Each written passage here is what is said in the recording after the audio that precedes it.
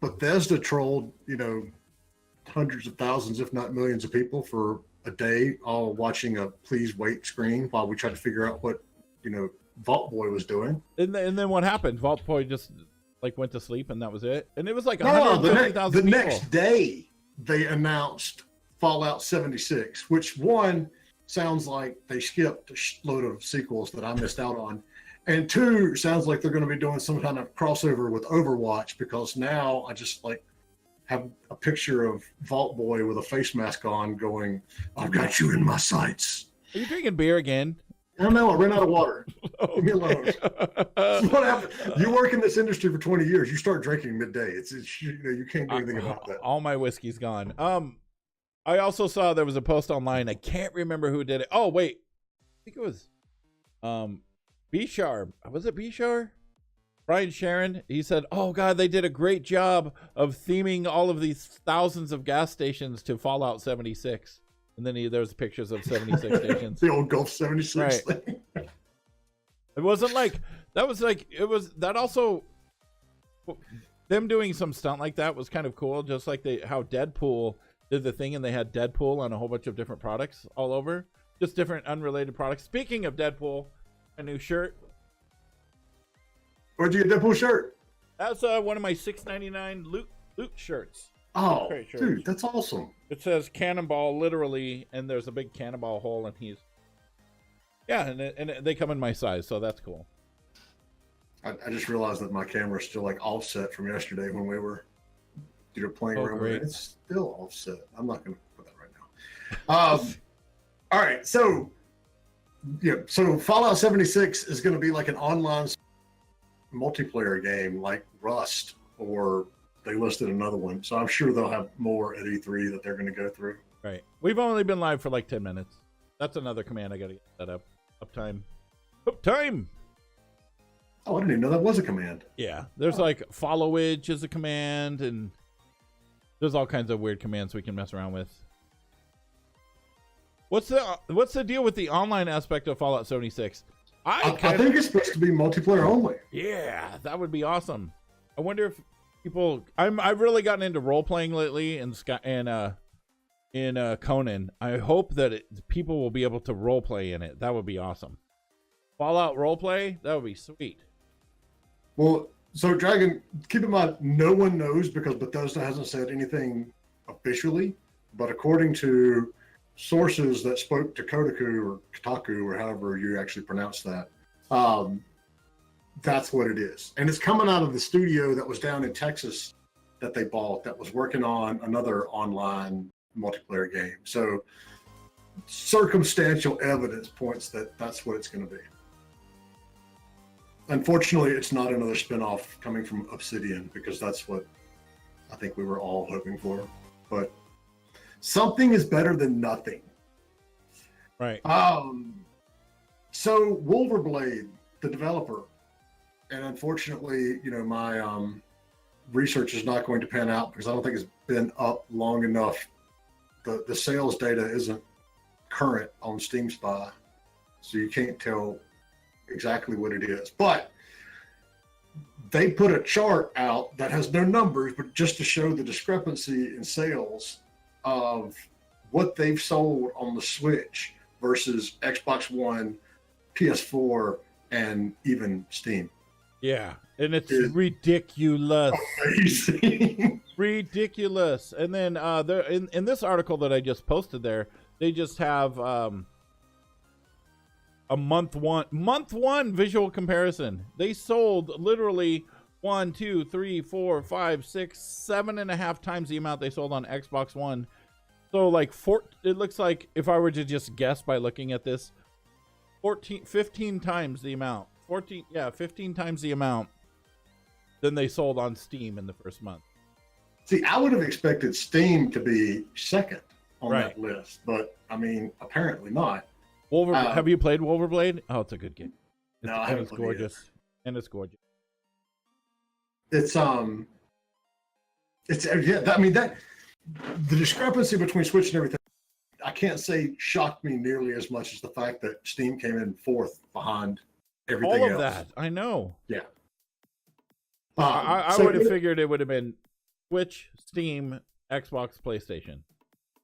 yeah, But yeah. But I mean, the caveat to that is they could have sold like 20 copies on Steam. But I doubt that seriously. But it would be good to see some actual sales numbers in there if we could get around to that at any point in time. But everybody's so secretive about it that chances are that's never going to happen. top secret stuff, man. Top secret stuff. What I would like to see, I want to know if it was all just digital copies or if it was physical copies as well. And I would like to see a breakdown of that. Oh, it's 99% digital. I'm willing to bet you. 99.9%. I don't even know if they have a physical release for PS4 and Xbox One. I mean, they may, but For Wulver Blade, yeah. Yeah, most of these games are being primarily sold. I mean, substantially primarily sold. I used to love the physical release and collecting that stuff, but you know what? The stuff that I've collected, I'm just like, God, it just sits there. It's not like I freaking display now you it. just shit in your office that you don't. Exactly. That's exactly what it's like. I've got this physical release right here, Coffee Crisis. Check this out. This is a new game. This is actually on a Sega Genesis cart. What?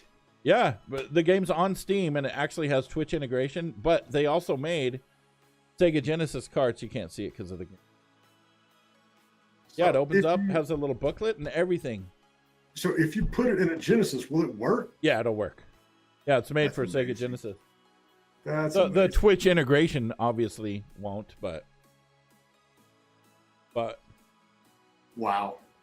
So, in big, like, huge company news, Bluehole sued Epic this week in Korean court, which means that Tencent, a division of Tencent, sued another division of Tencent. Tencent sued Tencent, basically, but no, Bluehole sued Epic because they're saying that Epic stole their game design or stole their, whatever terminology they want to use. And so I don't know if it's easier for them to win and get a judgment in Korean court than it is in our court. I don't know how all that works out, but it's interesting that, they raised all of that, furor last year when Fortnite came out, and then they, lost market share like nobody's business, and now they are actually suing them. So that's ridiculous, and it's because of similarity of experience. The experience of Fortnite and the experience of PUBG are different. That's like saying, oh well, Bethesda's gonna sue freaking whatever. I can't even think right now. you talk about when they sued Mojang, or like Battleground, the company for Battleground or Battlefield is going to sue Call of Duty. You know what I mean? It doesn't even make sense. Well, I mean, so some of it does for stupid ass US rules. So like when Bethesda sued Mojang because the game that they were releasing was called Scrolls, and that, stepped on the trademark for Elder Scrolls. It is a stupid lawsuit and it should never be allowed to go, but it has to, because if Bethesda doesn't do that, then someone else later on could, actually mount a legitimate, campaign to steal the trademark of Elder Scrolls, and they would lose because they didn't defend it against, this one. And it's sort of U.S. copyright.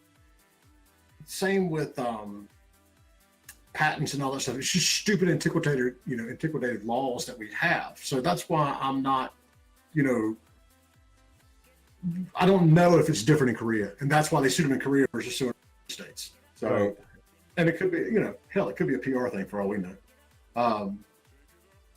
You never know.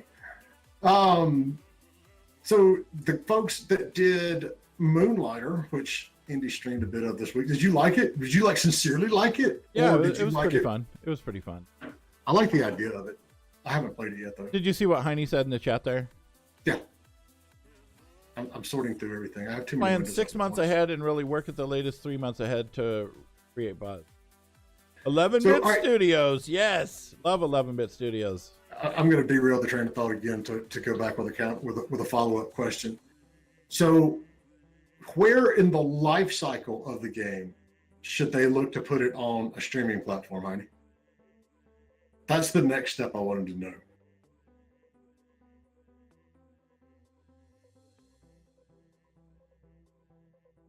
I feel like every situation. It is to an extent, and that's what we're going to get. That's what I'm going to talk to you about on the bundles. Depends on what the streaming service is aiming for. Well, I mean, you know this as well as anybody. There hasn't been a ton of successful outside of the consoles in the industry yet. So we're all hoping that that changes at some point soon. So the guys at Moonlighter did a podcast, or it was an interview. It was, in there somewhere. It was on the Gama Sutra Twitch channel, and they talked about balancing contract work while bringing Moonlighter to life. And I don't know how many companies realize how insanely difficult that is to do.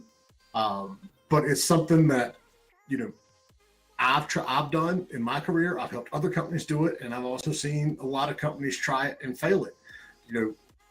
That is how so many indie companies, see their lifeline going. They have this big, game that they want to make, but they don't have enough money to make it. So they take contract work to pay for, and they keep a little on the side to help finance the development of their original game. But what they don't end up realizing is, how insanely difficult it is to get off that treadmill of contract work. Because what typically happens is you do this contract work, and if you don't plan correctly for it, then you're sitting there and you're never going to have enough money left over at the end of the project or during the project to finance the other one. And you're basically doing contract work for your entire career. So I would, definitely recommend, if you're in that situation, take a look, listen to what they did and how they, got through it, because, it is, I can't even count how many studios I've seen, go under or never be able to make the game they want to make, simply because, they're on this treadmill of contract work day in and day out. And it is, and yeah, it comes down to good planning. I mean, so many studios don't know how to budget and don't know how to estimate the cost and the time frame. And, that's where, if you're doing contract work, you absolutely positively have to be an expert at, planning the project, budgeting appropriately, and being able to stand up and push back to, the people that you're working for when they keep wanting changes, and they won't keep wanting changes. And knowing your team, like knowing how long certain people take to do certain things. Yeah. Because some programmers can just whip stuff out. Other programmers, not so much. And knowing who's on your team, it helps you big time estimate that kind of stuff. A team in the Netherlands who's worked 8 years on the same title, I would almost say that surprises me, but it doesn't. It really doesn't. Is that like a car zombie game? That up, car zombie. I see it day in and day out. And, to be completely clear, that's what killed my first company. So like 10 years ago, when I went out and started my first company, it was a production studio. And we did, we would work with like National Geographic and Nickelodeon, and they would tell us the kind of game that they need, do the design and the manage the production. But there were outside studios that were actually doing the work, and we had a very stable business going on. And then, we decided to start doing original titles, and we did one, and it was successful, and we did fine. And then, but the next two weren't. And at that point, you've spread yourself too thin, and it doesn't work. And so we lasted 3 years, which, I was happy, to make it that long, but it is not easy to do. So much props to those folks for.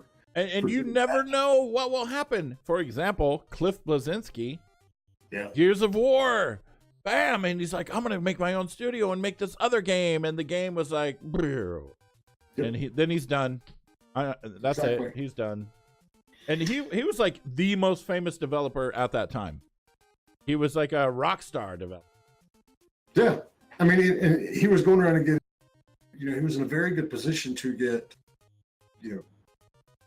money coming in and financing from a whole lot of different people. But it shows you, yeah, it's like, there is an awful lot to be said about, being professional and planning correctly and looking at everything from a business point of view when it comes to your game. But you've also got to realize, sometimes for better, sometimes for worse, it gets completely out of hand sometimes, and things can simply go sideways. I didn't expect what was the name of the game? I already forgot the name of the game. Lawbreakers. I expected it to do well. I didn't expect it to be like this, gigantic hit, but I did not expect for it to do as badly as it did. That surprised me.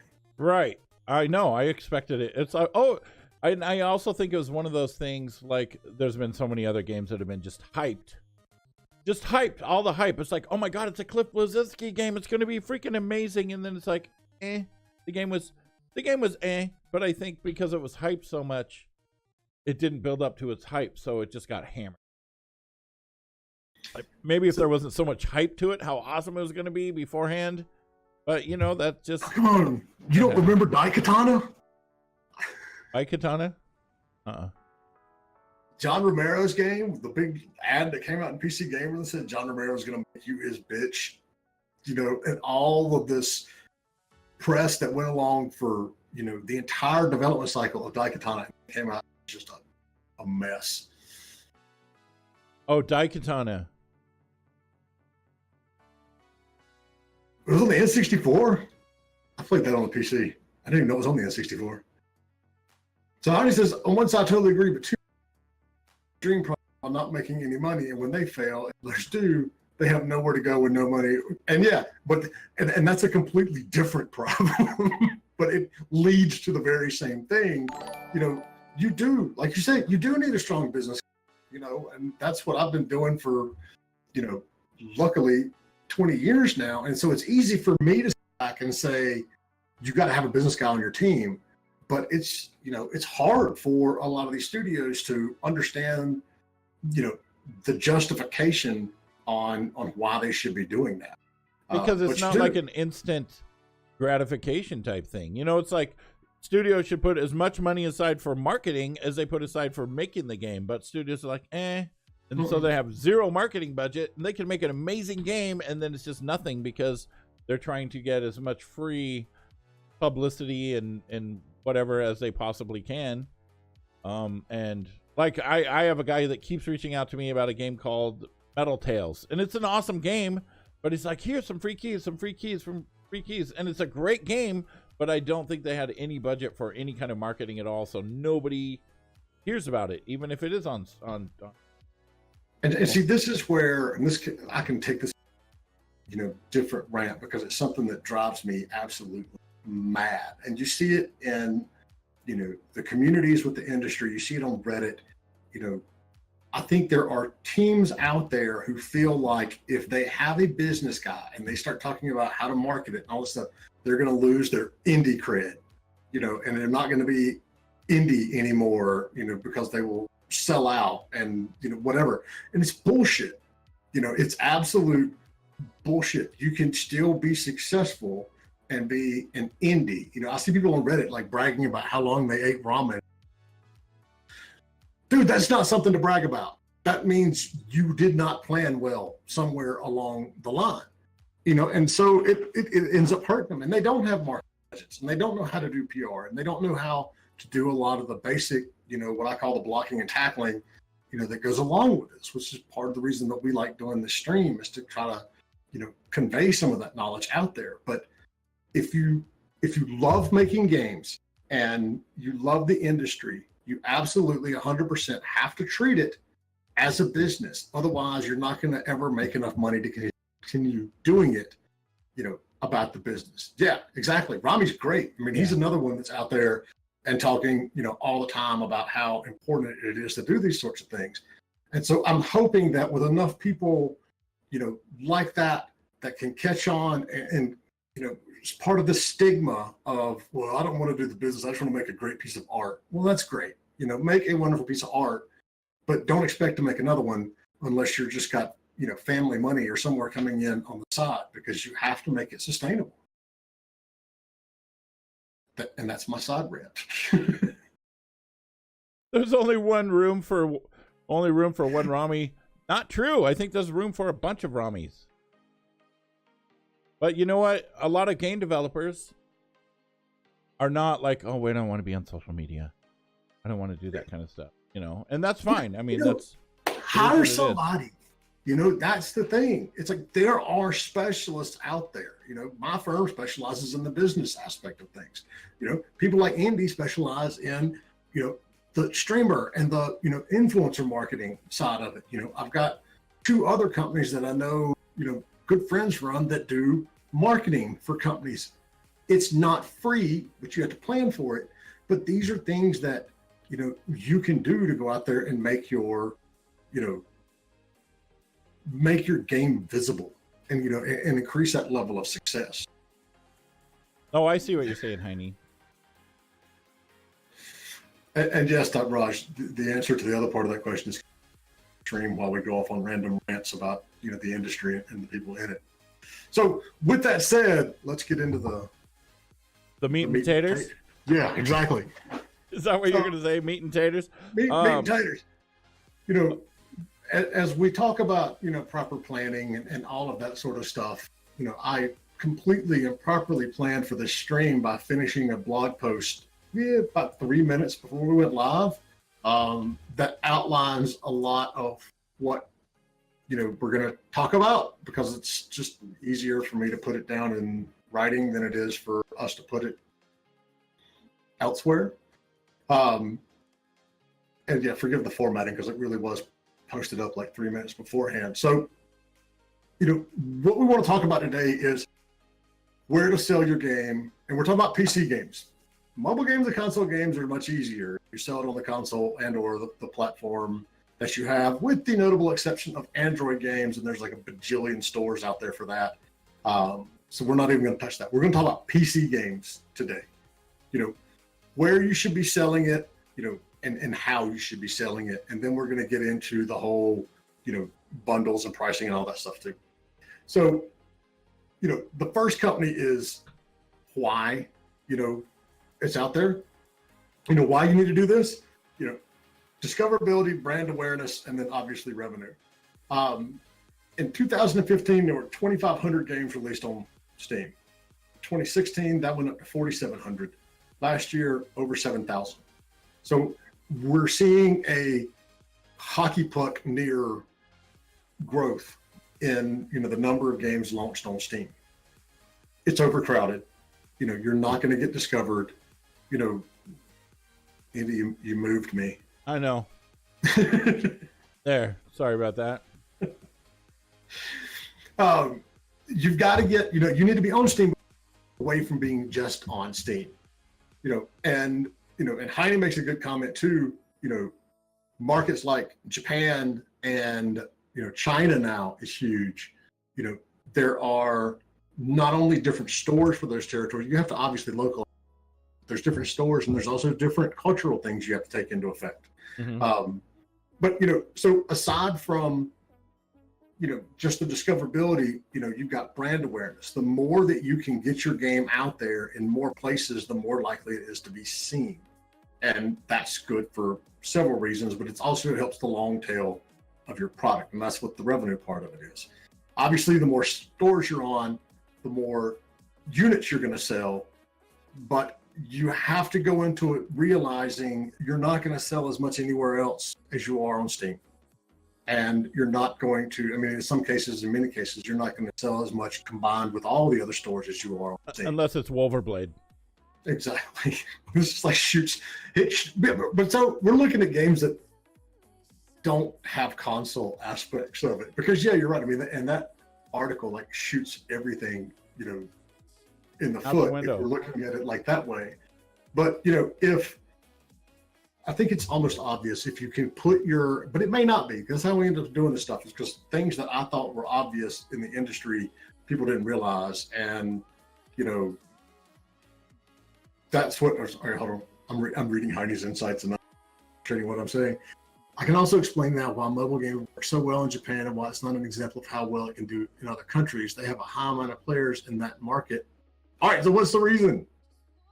Why are there? Because I mean, we do. People that have published in mobile games for years know that the West is, or the East, whichever way we're going around the world, is so far different than, you know, North America and Europe. You know, Japan's always been different in, you know, the games that they played versus us, and now China. So is it because everybody is constantly on public transport and do they have the time to sit there and, you know, play the mobile games? We hardly talk to each other in metros too. I was sitting there trying to make it look like I was talking to. Gotta look. Well, we're gonna have to adjust your voice thing because it cuts out. You can do that. Oh, and I turned off the. I don't have that noise gate on there right now. The noise gate's in OBS. Oh, I know, but I don't have it on.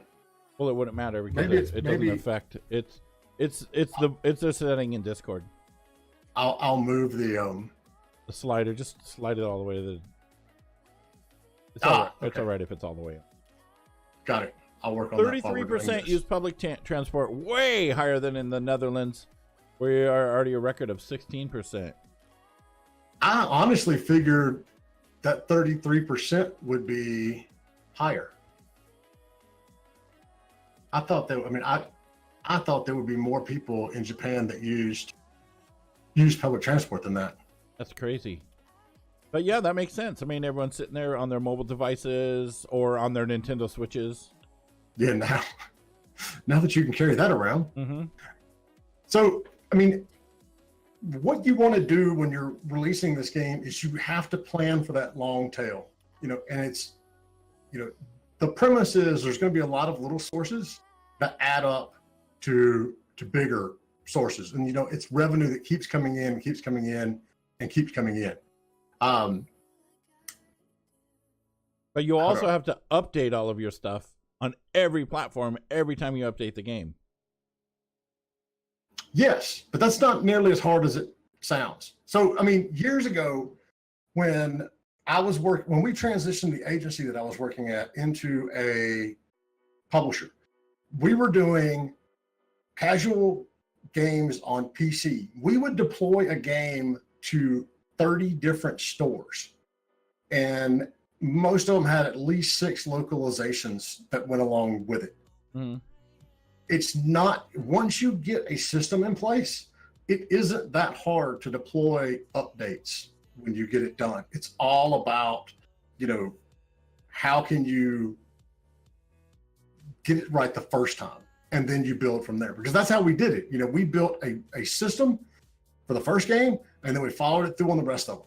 And so that's typically the argument that you see coming back from a lot of studios is, I don't have time to do this. You do have time to do this if you think it through and you do it correctly. You know, it's not something that, you know, you're going to have, you know, you're going to spend more time, you know, following up and maintaining a relationship with these stores than you are actually deploying updates. So, you know, that's something that's, you know, we can overcome.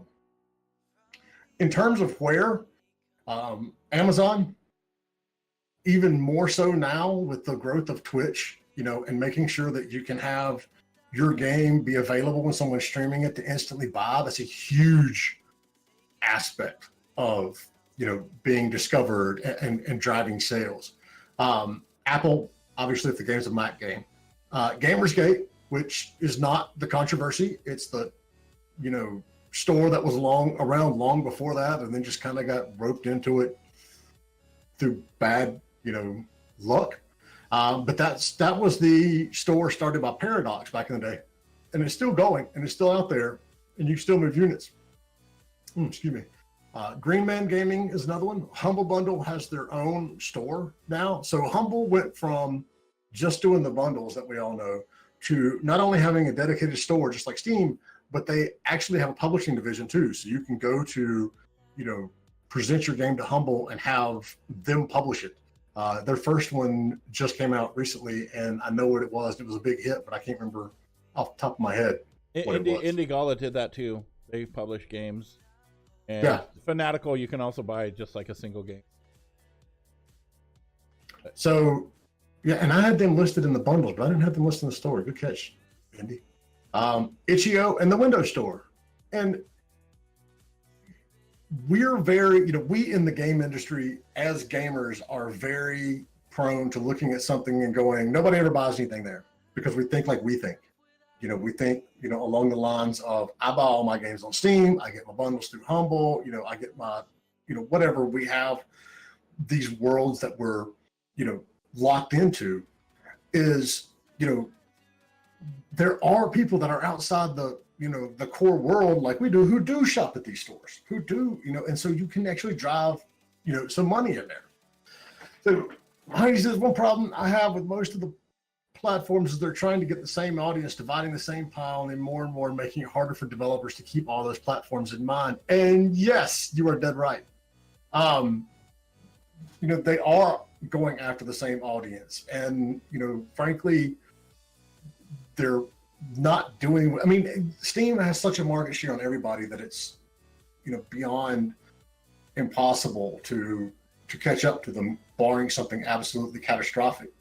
But that's where there's some guys out in San Francisco are working on a new store that is going to be blockchain based. So you'll actually be able to resell your games that you don't play anymore legally and legitimately.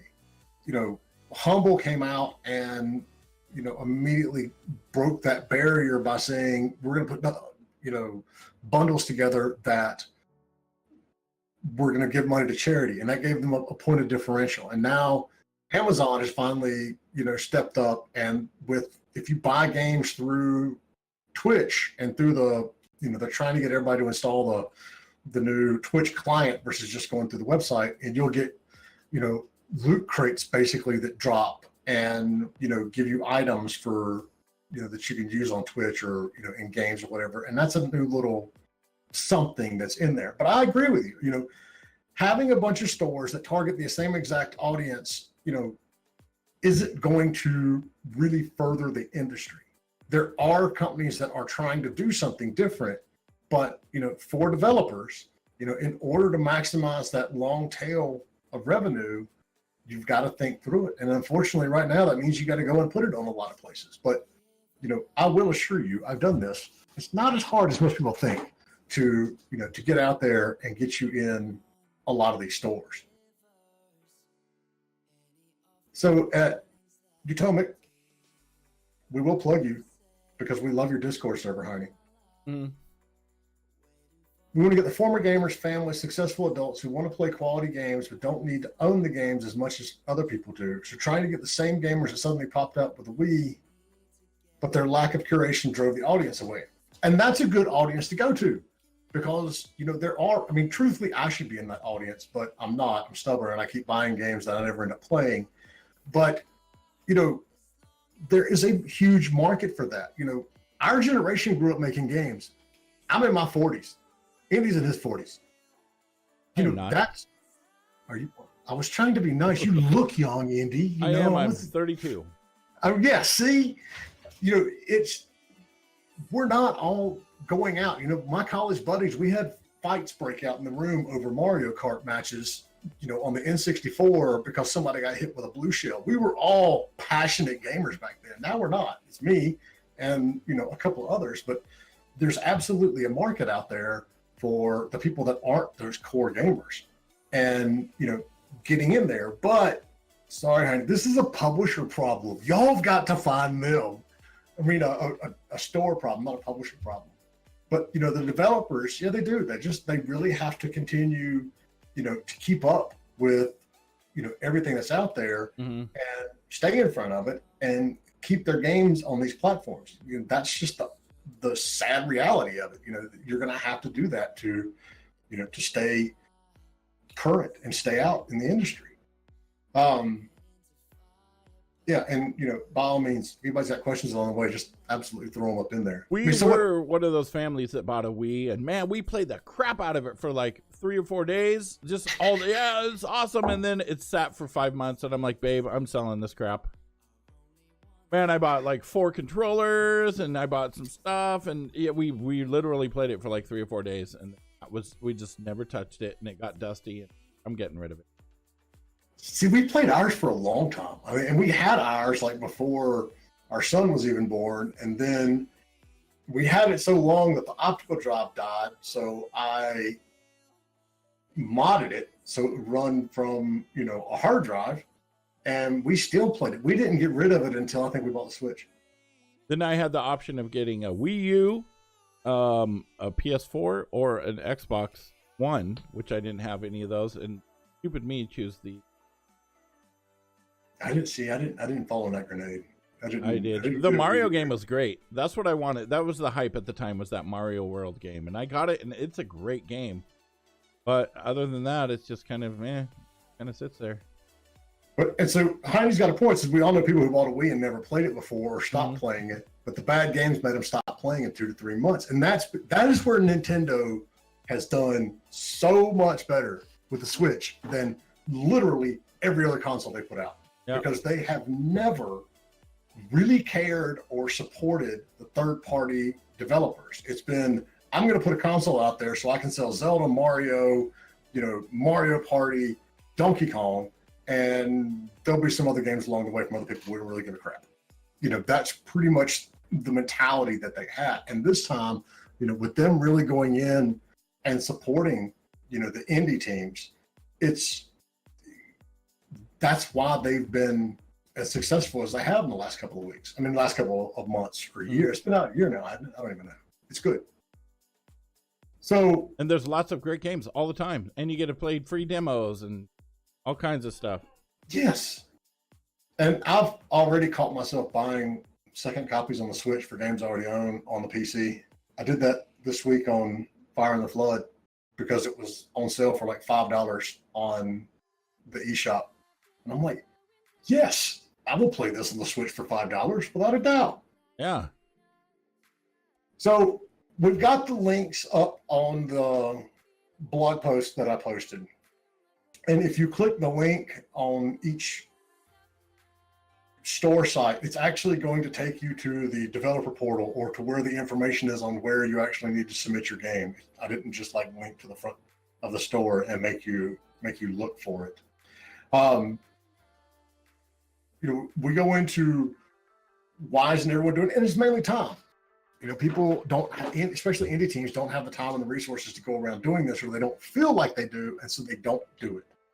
Which, it does lead to bigger opportunities on some of these secondary sites because there aren't as many games up there, and it is easier to get a little bit of visibility. So let's say you've got your game and you've launched it on all these stores and everything's going well, and then, well, actually, we need to backtrack about that. We got to talk about pricing, right, Indy? Yeah, let's talk about pricing. So what are your thoughts? You obviously are face first into this side of the industry as well. So where do you feel, what are your thoughts on indie teams and how they price their games right now? Are you asking me or Heine? I'm asking you. Me. I think that a lot of developers we'll do this for $5 or $6. Don't do that, because when I look at a $5 or $6 game, my head just goes, oh, this is going to be garbage. So I'm not even really going to consider it. More than likely, sometimes I might look at a game and, oh, this looks awesome, and then see the price. But something that is that cheap, that's what I call it. It's not inexpensive, it's cheap. I really think like $9.99 is a good price to put it at, because you're looking at it and you're not like, well, it's not too expensive, but it's not super cheap, but it still may be a kind of meh game. Then we get up to like $15 or $16.99. That's always a good one to my ear for some reason. I'm thinking this game just might be pretty good. But if it's not good, I'm really disappointed. I'm like, this should be a $5 game. Maybe I shouldn't have bought this. Roche Fusion, the team lead asked $12, which for a shmup was too high. So it depends on the type of genre. Arcade games are tougher to sell for 10 or higher. But yeah, I could see that with arcade games. I could So- see that. But as far as like any other kind of indie game, something that's like $5.99, I'm probably not gonna. So there's that known psychological effect that, just like you said, when you look at something that's $5 or $3 or whatever, you're just like, I'm not. This is probably crap. I don't want to, go out there and do this. The other aspect is, and this is what, I constantly talk about, you can always drop the price of a game. You can never raise the price of a game. You see Amazon does this, not necessarily on their games, but on, a lot of things. When Amazon runs a sale, it'll say, it'll have a slash through it, and it'll say 80% off or whatever the number is. If you Google that product, it's not 80% off. They've increased the, retail price on the site to make it look like it has. But quite frequently, things that are on sale are really just at the same price you can find them on other places, but people don't think about it. They see it's on sale and they go. When my personal thought on this is, and I'll say regardless of genre, you need to be launching games at $15 to $20 as an indie studio. If you look at, median prices on games for Steam, a lot of them are in that range of, somewhere between $5 to $15. But that's a median price. And think about how many games are cheap on Steam versus how many $60 releases are out there. That 15 to 20 price point is a good starting area. And if you can't justify 15 to 20, then you need to look at what's in your game. You need to make sure that you're putting something that's, out there that's good, and that justifies that thing. And you can do that through, one, common sense if you're a gamer, but two, doing some initial, feature price comparisons, looking at what's out there right now. Does your game have what they have? You can look at, gameplay, number of weapons, number of levels, all the different ways that you can, categorize your game.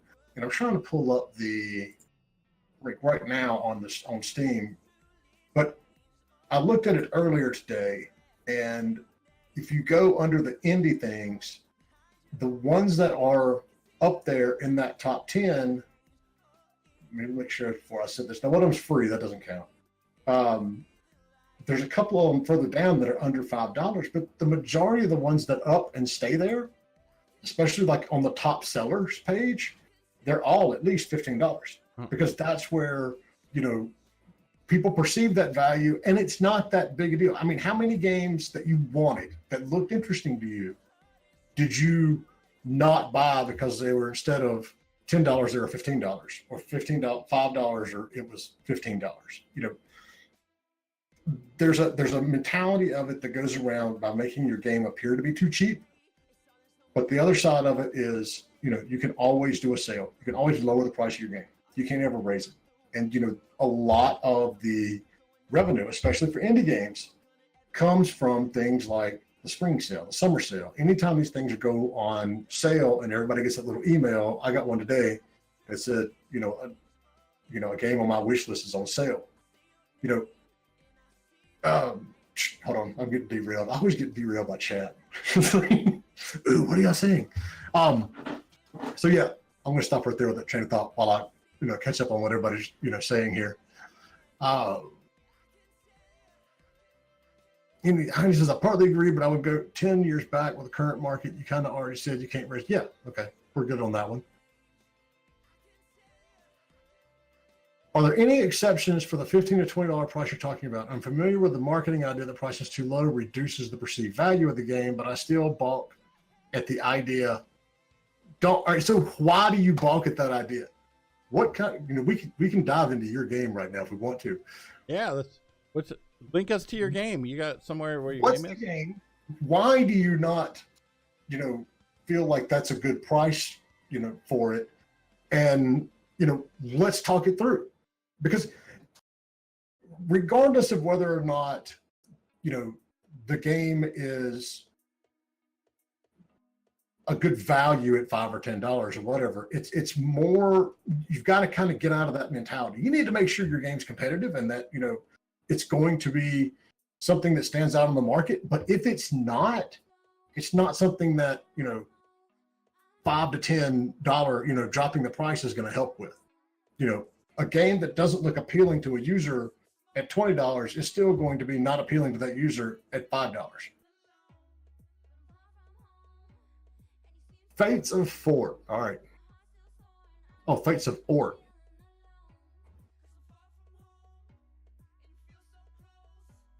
All right. So how, I mean, all right, give me an idea here. Is it, all right, so you're still in development. What's your timeline, do you think, in terms of when you're going to, you know, have it out there and be ready to go with it?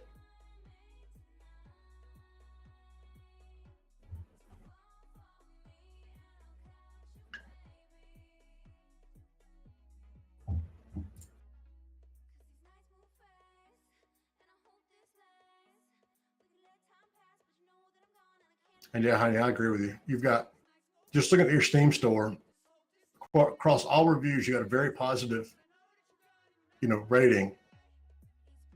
You could have justified a higher, I mean, you could have sold at a higher price point on that. All right, so you've got an RPG, you've got a capability of having a lot of depth in it. You're doing the pixel art style, which, you know, you'd ask me 5 years ago, I'd be like, no, don't do that. It looks like crap and nobody's going to buy it. But that mentality has changed even with me. If you're doing a fantasy RPG, there should be enough content in there to justify that $15 to $20 price point. Don't get too self-critical on it. You know, look at the other games that are out there that you're shooting for. You know, other games that are literally going to be a competitor. You don't have to worry about, you know, fighting for box space anymore, you know, at Best Buy, but you do have to think about, somebody's got $10 or $20 they're willing to spend on a game. Why would they buy mine over the other one? And take the dollar part completely out of it, you know, because if someone has $20 they know they're going to spend on a game, they're going to spend $20 on a game. They're not going to go, oh, I could get 4 games that are $5 or I could get 1 game that's 20. They're going to get the game that's 20, you know, because they're going to have a perceived value, you know, that it's better.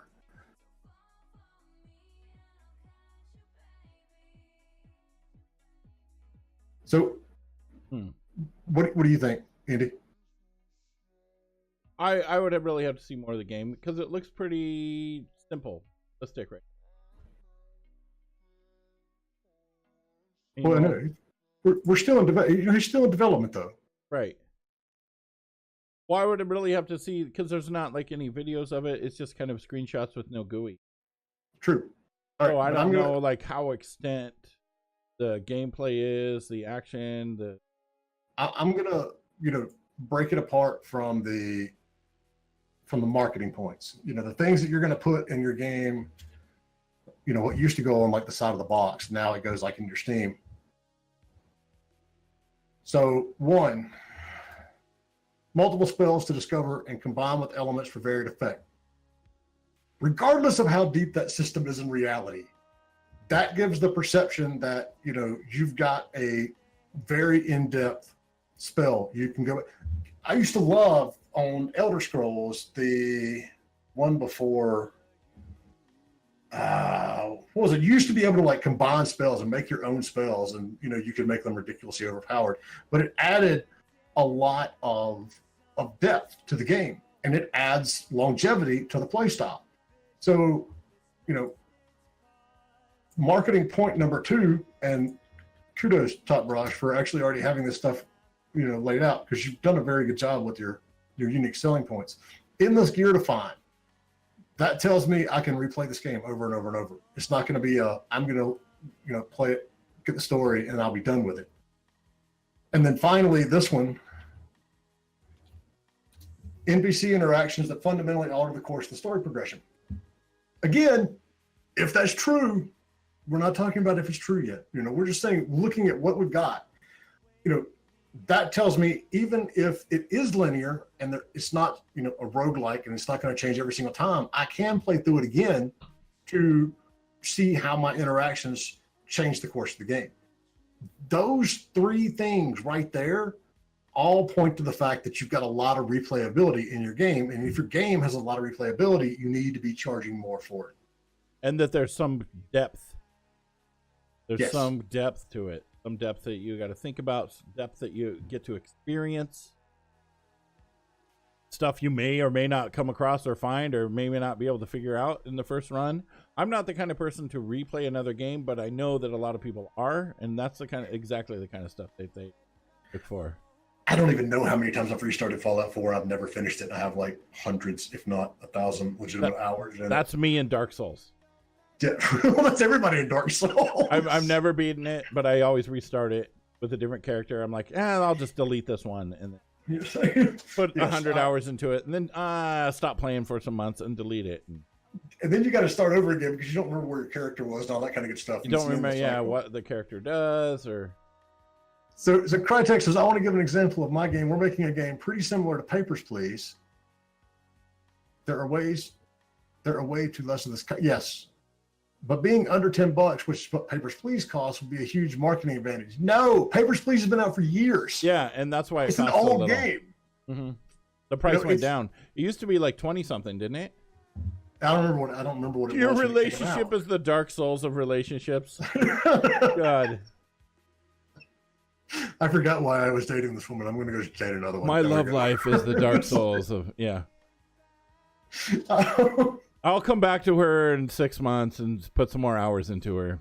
I'll never finish her, but. Well, that could be multiple different things. Anyway. I got to come back and respec everything. And... Don't look at, titles that have been out for as long as Papers, Please have as an example, because they have a huge advantage on you in simply, the fact that they have such name recognition and all that kind of good stuff. Right. So, I don't remember what Papers, Please first released at. I think it was 20 something. I think, you could easily, if you have a game with that amount of depth, and that amount of, and let's be honest here. I know they went for a particular art style on Papers, Please, but, the game looked like something I played on my, Apple IIgs back in the day. There are, things that you can go and, you can justify taking a game like this and putting it out at $15, $20. Don't go chasing somebody else's game that's been out since 2013. Jeez. You're going after a 5-year-old game. So yeah, there's your answer, Crytek. Don't judge your new game by that one. So did you play Papers, Please? Me? Yeah. No. Oh, dude, you got to play it. I was I'm not into this, and then I played it. I'm like, this is awesome. Here's the problem, and this is why I'm like catching up on games now, like Fire and the Flood that came out 2 years ago. It came out in the heyday of me playing WoW. And when I was playing WoW, it's like all I played. I have all my max level characters and I was raiding and I was doing all this stuff. I didn't have time to play other games. So I was playing WoW. That's why I quit playing WoW. So yeah, you're right. I do need, and you know what? Industry hipster. The reality is I may actually own it somewhere and I don't even know it. Industry hipsters. Yeah, I had retro graphics before. I had a Commodore 64. That was my first console. Commodore 64? My first computer. Yeah. Me too. Remember having to load a game, it'd take like 20 minutes by tape? The Snoopy Red Baron game? Oh, I had Telengard. That was my first actual suck me in game. It's actually online now. You can play it in a browser, but it took like 20 minutes to load up. It's a dungeon crawler. No, we had the tape drive and I had a Snoopy Red Baron game, and we would literally put it in the tape drive and then go eat dinner and come back. And sometimes it had loaded, sometimes it hadn't. Oh, nice, Crytek! Awesome, dude. Are you guys are you doing like a revenue share with them, or? I mean, I know that's nosy, but exactly how much are you paying this guy? Uh-huh. I've always said, if you make it 5 years in this industry, you're considered a veteran. And then I look and I go, well, I've been doing this 20. Yeah. That must make me insane. That's the only thing I can come Grandpa, up with. ageism. You know what? I had an Atari 2600. I think I had a Pong console too. I actually have a picture of me and my grandma sitting there playing Atari 2600 in 1976, the year it came out, or 75. Age counts in this industry. There's ageism in this industry as well. Age counts if you're a consultant. It is hard as hell to find a job when you're our age. I mean, that's actually part of the reason that I started the consulting firm. And you've only been doing this 5 years? I thought you were sick in the head like the rest of us. You know, you've been doing this forever. Yeah, I mean, that one of the reasons I started my firm 7 or 8 years ago was because it was such a pain in the ass to find a job. And then because I had so many peers my age who were in the same boat, I was able to start and have a whole bunch of knowledge in immediately because none of us could find jobs. Oh, congrats, Crytex. That's awesome to have somebody that is passionate about your project on there. Yes. That is absolutely key. You worked for Hallmark. That's cool. Did you write the sad cards? If I worked for Hallmark, I'd have some messed up cards. Is it true that most of our holidays are made up by Hallmark just to sell cards? Well, you know that wedding rings, the diamonds in a wedding ring, was a PR manufactured thing. They only started doing that in like the 1800s because there was a massive amount of diamonds, and they're like, they only sold diamonds to people that could afford it because they would hold back the diamonds, right? Well, but they're like, how can we sell this to everybody? And so they made this massive campaign of diamonds are a girl's best friend, you know, and so now every wedding ring has to have a diamond in it. That was all on marketing. 1910 to 1920, yeah. Isn't that crazy? And it's still stuck. But anyways, we digress. Until people stop doing your crap and we have synthetic diamonds everywhere. Well, I don't know. My ring is and I did get Rochelle a diamond ring, but mine's carbon. Nice. I don't need gold. I had a buddy of mine played the NFL, and he went and got a box of about 20 rings, and they weren't like all gold. I mean, they were you know, a little lower key because he knew he would lose them and he would get in trouble. So if he lost one, he just went to his locker and put another one on, and he was good to go. Yeah. Oh, Crytex, do we test prototypes in stream? Actually, we just started. It's called Feature Creep, and we do that every Wednesday. Did you want us to feature creep your game on Wednesday? You haven't picked a game yet. Play it and tear it apart. Yeah. We haven't picked a game yet. All we need is 2 builds or 2 keys. Game Dev Company. Hey, Game Dev Company. Here, we're getting raided. What's up, Raiders? Hey. Fuzzy, what's up, dude? How's it going, man? Raiders, thank you guys for the raid. Awesome. Appreciate that. Oh, yeah. It's our first raid. Wow. What's up, dude? Fuzzy, good to see you too, man. We met and we had some. We met at a bar. No, we met. That's how all relationships finish. Yeah, we met at GDC. We're gonna have to start the whole freaking thing over again. A bar. We met in a bar. He was trying to pick me up. Game on. You're in good company. Thank you guys. What are we talking about? We're talking about where and how to sell your game. Sorry, that's something in my eye. All right, we're back. Oh, I thought you were filling up your beer again. No, I should have though. Anyway, I've got cold coffee, so. So what were we talking about? We've been talking about, you know, games and stores and pricing, but then we've also been derailed on several tangents along the way. Diamonds. Well, Santa Claus. Yes, diamonds. The fact that Hallmark makes up, you know, cards. I mean, makes up holidays for us, and you know, all that kind of good stuff. Chicken pot pie. Yes, we did. That was awesome. With Kenny Roy. Tangents are your specialties. What were you? Were you just streaming, right? Who Game Dev Company? Is that whose stream it was, or?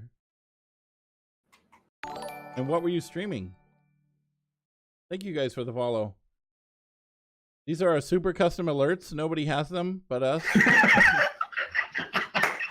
Nobody has it except the other people that haven't changed their default settings. Yeah. You know, that's aside from those people, it's absolutely, you know, it's just us.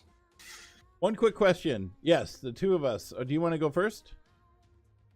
Yeah, oh, well, let me read the question out loud. Read the question.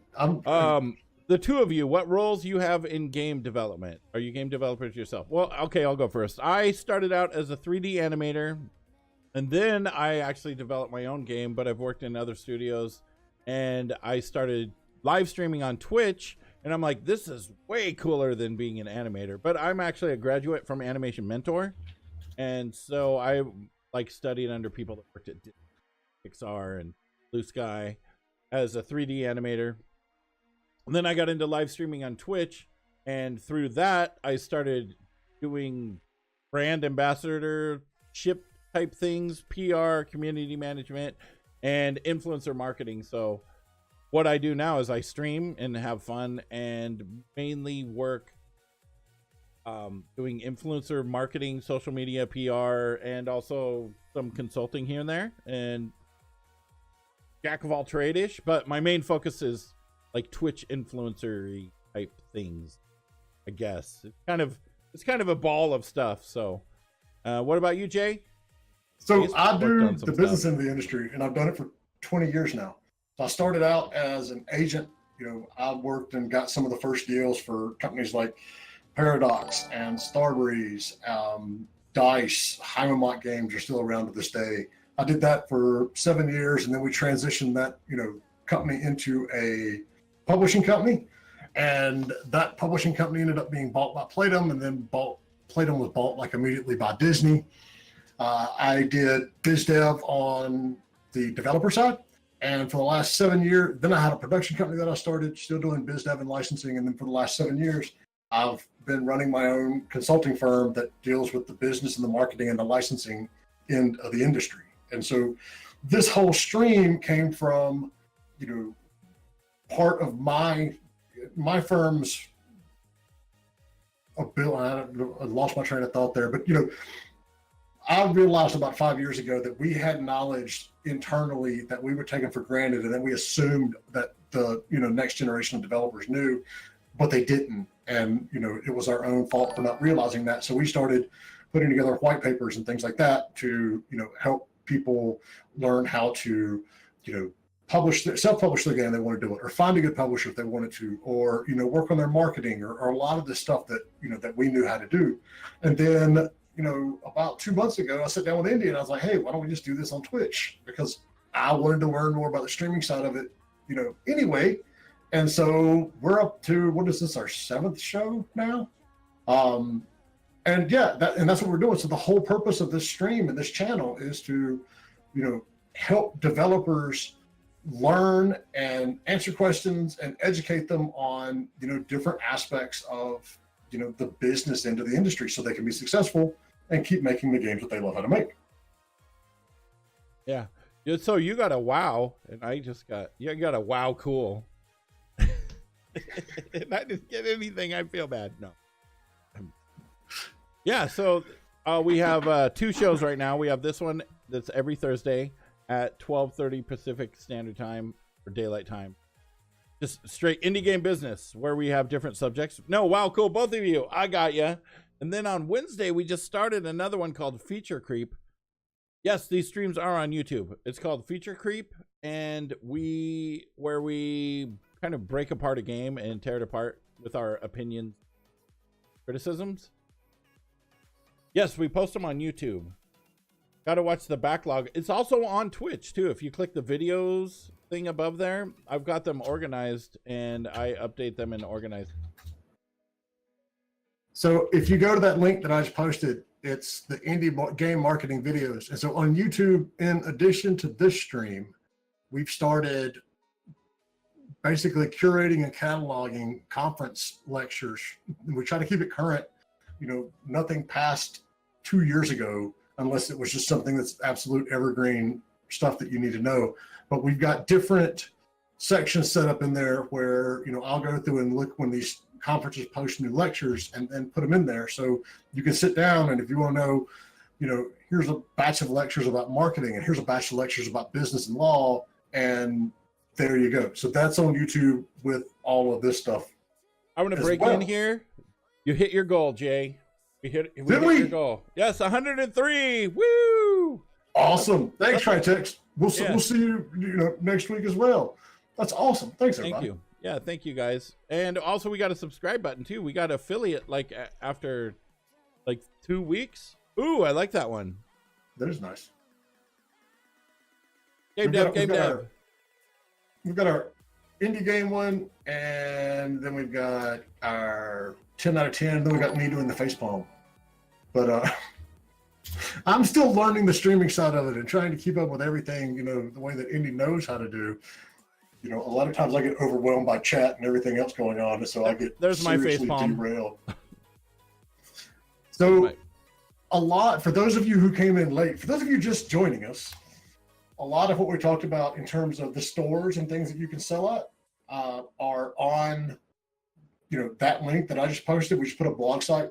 I just put it on the blog for our company site. So you'll find, all of that is right there. We had talked about pricing, and for a variety of reasons, we all feel that you should be pricing your indie game at $15 to $20. Don't price it lower. So, IndieGame, yes, I will absolutely do that, Game Dev Company. I've got some friends over in that division as well, but I don't know, Amazon's so pillared and everything that I get derailed. But yes, I will absolutely do that. So we talked about why to price your games at $15 to $20. And then we were going to get into bundles and, where you should bundle and why and when. There's not a set answer. It's like we were talking about with streaming sites. It's not like you can sit down and say, my game's been out for 3 months, my game's been out for 6 months. Now I need to look at getting in a bundle. Mm-hmm. The best thing you can do is look at your sales. When your sales go down and they start plateauing, you need to, bump them back up again. You need to raise some, recognition. So that's when that's always the best time to go and say, we're going to do a bunch of, bundles, be it on Humble or I don't have the list. I have a list. I didn't post the list in that same blog post. But we can put together, I have them listed. I don't have them like with URLs, but Humble Bundle, Indie Gala, Fanatical, Groupies are, some of the bigger ones out there that you can go to. You're going to make some money on a bundle. You're not going to make tons and tons and tons of money, but again, it's, part of trying to keep everything, front of mind with everybody and keep your, make sure people know you're out there, not just the consumers, but, the store reps too, because that's what, the way that these sales work, on the back end, behind the scenes, as a developer, you're always going to have options to put yourself in for, the summer sale and some of the bigger sales, but, some of the more, like weekday sales or,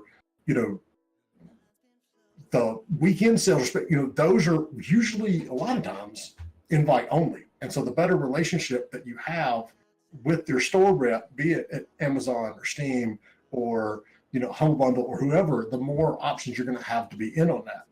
And yes, Heidi, I agree. Bundling needs to be a part of the bigger plan, which also goes back to the, not premise, but the reality of you have to have a plan. So you get that plan and you have to put things in there like bundling. You need to be able to look at your sales cycle and say, okay, we did pretty good for 2 weeks on Steam, and then it went downhill from there.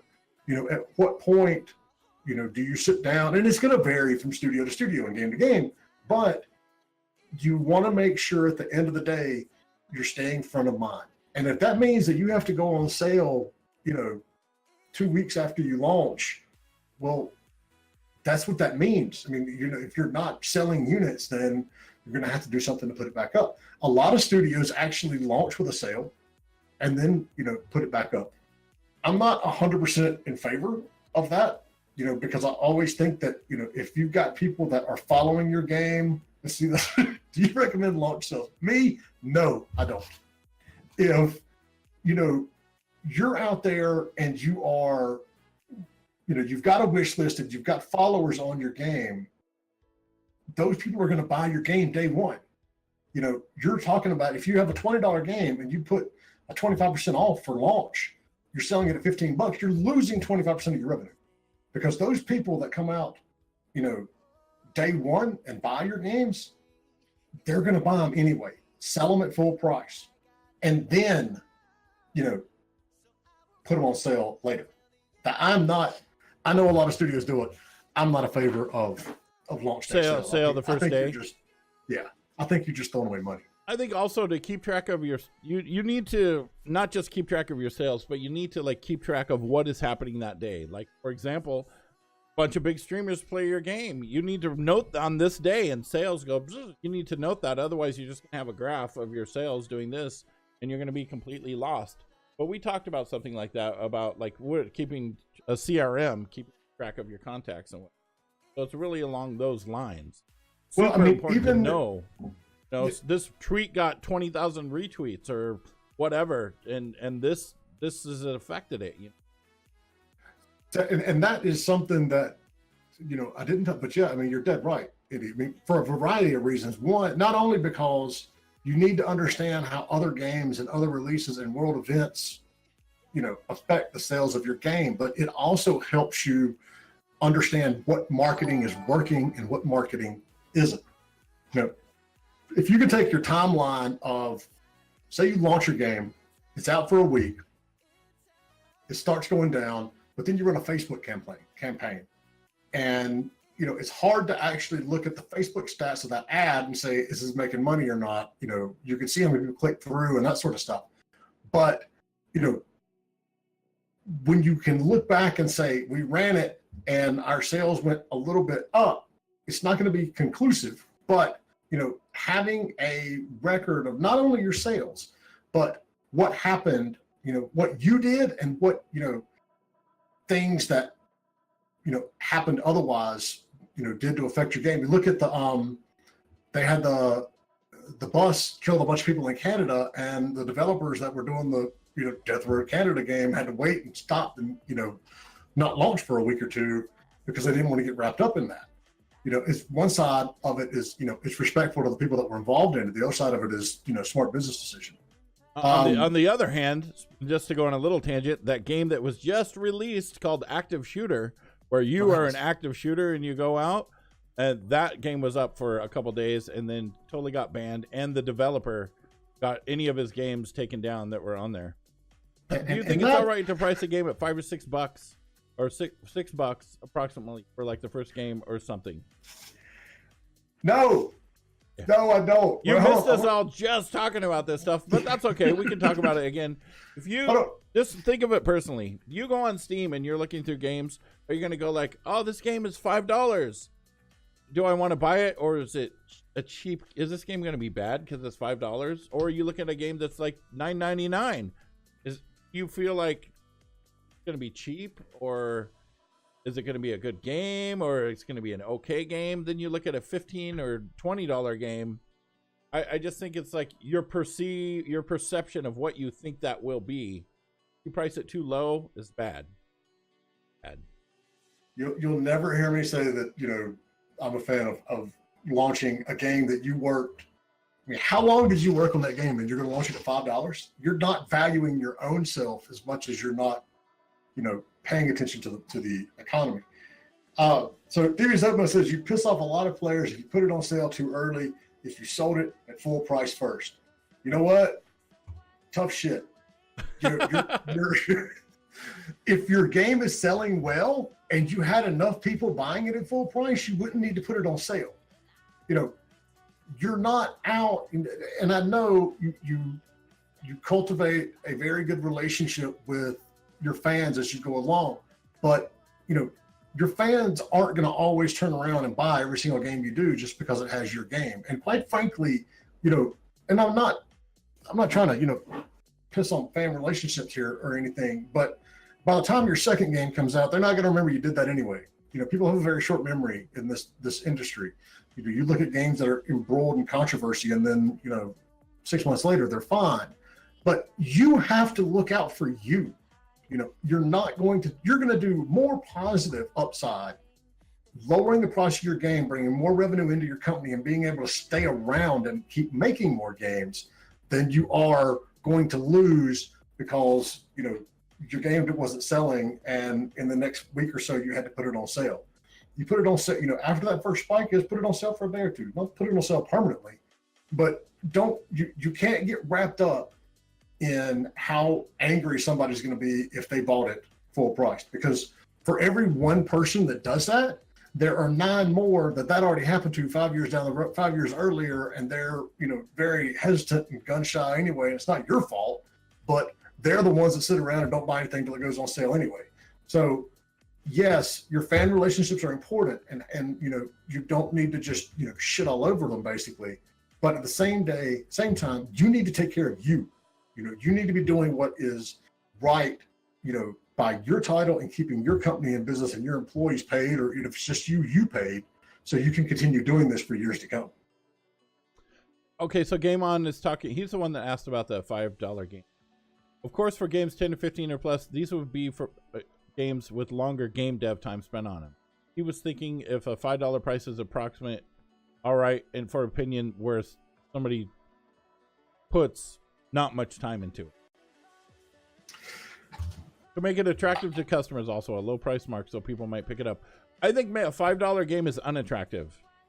Yeah, I would, even if you didn't spend a lot of time on it, I would look at other ways you can monetize the game. I mean, without getting into a full-blown free-to-play scenario, look at what Fortnite's done. And I know it's like the example of the billion-dollar project, but hear me out. Everybody is so used to this industry coming along, and it's like, here it's free to play, but you got to buy more to get more tokens or coins or whatever it will be. They started making tons of money selling that season pass. Look outside the box. If you're selling at $5, Steam's taking 30% of that. It's a matter of, you're not going to be getting a lot anyway. Look and think through how you can find other pricing, other ways to monetize the game, and then put it up for free on like on itch.io or something like that. It's putting it up for free isn't the same as putting it up for like $5.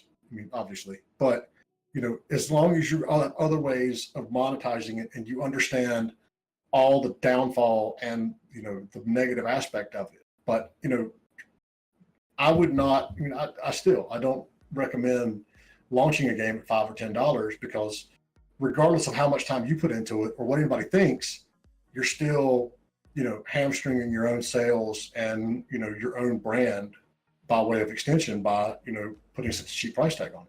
And it's kind of like, if someone's going to pay $5 for it, then they probably would pay $10 for it. Yeah. They probably can afford to spend $10. Because I mean, personally, I don't go around looking for $5 games, because a $5 game to me would be like something I would play one time for like 30 minutes and then I would be done with it. But I don't want to spend $5 on that. So. Exactly. And if I'm going to spend $5, I'm going to do it like I did with Fire and the Flood the other day and buy it on the on the Switch store, even though I already owned it. Because it's like, yeah, for $5, I'll play this game on the Switch. Monetization, totally hear you. What do you say your price points were for minimum also? 10 to 15? 15 to 20. 15 to 20. But I feel like I personally am more apt to buy a game that's $9.99 than I won't buy a $5 one. But if I'm looking at a game and I'm like, oh, this is $5 and looks pretty cool, but this one's $10, I probably will spend the $10. Some successful devs have put out an initial version as free to gain traction and gather a following. If you're a lone dev making something small, then launching a full version for 15 plus. That's like just making a demo. Yeah, there is. All right, so this is the cycle that our industry has gone through. There is absolutely nothing wrong with that, because that is like the old shareware version. I mean, how did we buy Doom back in the day? We got a free demo that we found somewhere, and then we sent some money down to Texas, and they sent us a disc with the full thing in it. Mm-hmm. There is absolutely nothing wrong with that. That was the whole model around, the casual heyday 10 years ago was, you play a game for an hour, and at the end of the hour, that's when, you either had to put up money or not. I would absolutely recommend doing a trial version or a demo version for free, and then not give the whole game away for free, versus putting it out there and saying, oh, we're going to charge $5 for it. Now, my one side story nightmare that I will warn you about, we did a hidden object game for a major media company, with my production studio 8 or 9 years ago, knowing that the business model was we're going to put out a demo, play it for an hour, and then you have to buy the rest of it. So the whole design philosophy around these games was you really concentrated on the user experience in that first hour because you wanted them to be engaged and you wanted them to keep playing. It's not like you didn't want to have content after that, but you really had to focus on that. The producer at our client was very much of the mentality that we had to like dumb everything down for the casual user, which we didn't agree with, but you know what, they're paying the bills. He dumbed it down so much that even an average hidden object player could finish the game within that hour. And then obviously it sold like shit. So, you need to be cognizant of, where you're putting that stop point in your demo or in that trial version. Are you putting a time limit on it? Or are you putting it at a cliffhanger in the story? Are you putting it at, after a certain amount of battles? That all is going to depend on the game. So basically what he did is he removed all the fun and all of the challenge out of the game and said, oh, but you can still complete it. That was totally... Candonian, what's up? That was not a good move at all. He should have just done a vertical slice in like one level or something. Well, but that wasn't the model then. I mean, to be on all of these casual sites for the hidden object game, the one and only model was you play the game for an hour, then you either unlock the rest of it or you don't. You didn't have the ability to say, well, we're going to play until they go through 3 scenes or 4 scenes or something like that. That was just it. I had to play for an hour. So you had to design and plan for that drop point right there at the 1 hour mark. But if the player was good and the game was easy enough, then yeah, they could tear through the whole thing in an hour. And then it's like, no, of course you're not gonna do it. That makes sense. Wow, thank you guys so much. Thanks for that raid. That was pretty awesome. This has been, midnight. The most fun one we've done so far. Yeah. I love this. And thank you all for showing up and for rating and to, listen to us rant and tear and all this other stuff. And if any of you have questions, there's links at the bottom, where you can get in touch with me. You can message Indy and I. You can tweet a question, just do a hashtag IndieGameBusiness on there. Let us know the questions, and then we'll go and, get through them in the next episode, or we'll just write back and tell you. But as long as there's questions coming in here, I'm going to sit here in front of the screen and answer them, because this is why we do this. Why we do it, yeah. And you can check out my stream at twitch.tv/Indy right here. Indy's a real streamer, as my son says. I'm a real streamer. Yeah, there, bam, right there. Because you play games and all I do is talk about business. Thank you so much. Yeah, our next episode is going to be Wednesday at 11. Is that the time? Yeah, there's too many time zones. Wait, yeah, I think so. Yeah, maybe it's because it's 2 your time, so 11. You're actually starting your indie game publishing side of the company later this year with events that focus on it. Nice. You're a fake streamer too. You just talk business. What now? Wait. We're actually starting our indie game publishing side of the company later this year. What is your company again, Candonian? I know that plug your company, Candonian. Yeah, plug it. Here is your prime opportunity to market your company to 20 people. As soon as you type it in, I'll be like, oh yeah, all right, and I will totally remember. Star Plantation. That's right. Nice, dude. Hold on, I'm Googling.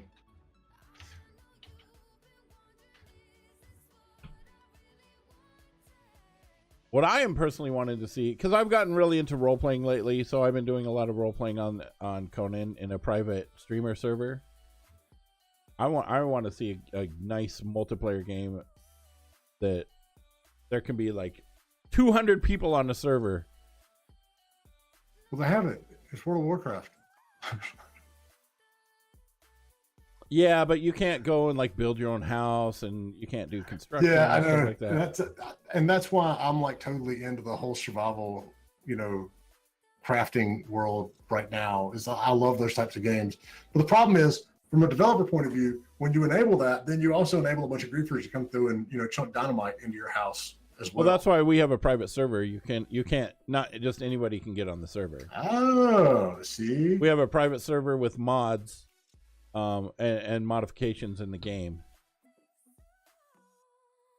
All right, so game on. No, not a good idea. So maybe make a demo that has an awesome intro, a watchable tutorial, and then when it comes to clicking the start button, that where it says it costs. No, not a good idea. But I'm going with your sarcasm there because, frankly, you have to say that because so many people in this industry go, "Oh yeah, that's a good model. We'll do that." No, it's not. So if I get it right, say I have my product and I advertised it well, and we're fleshed out title with a good amount of content, then I'd make less money when charging £5 than I would when I was charging 25. I mean, in comparison, yes, but for me, it makes more sense. The percentage of people buying a $5 game outweighs the profit. And I can dig up the articles on this, Justin, but you're wrong. You're going to sell, you're not going to lose as many sales because of a good price point as you're going to make up, by having tons and tons and tons of people buy it because it's $5. You're actually going to turn away people at that $5 price than you would at, $20 or $25. So you're not looking at, it's not an equal scale in the number of people that buy versus the number of people, at that lower price point than the higher price point. You're actually going to turn away people for doing that. So, get something in the middle. I don't condone anything less than 15, but don't get wrapped up in that, belief that, well, we're going to price it cheaper so more people are going to buy it, because that's not the reality of the market.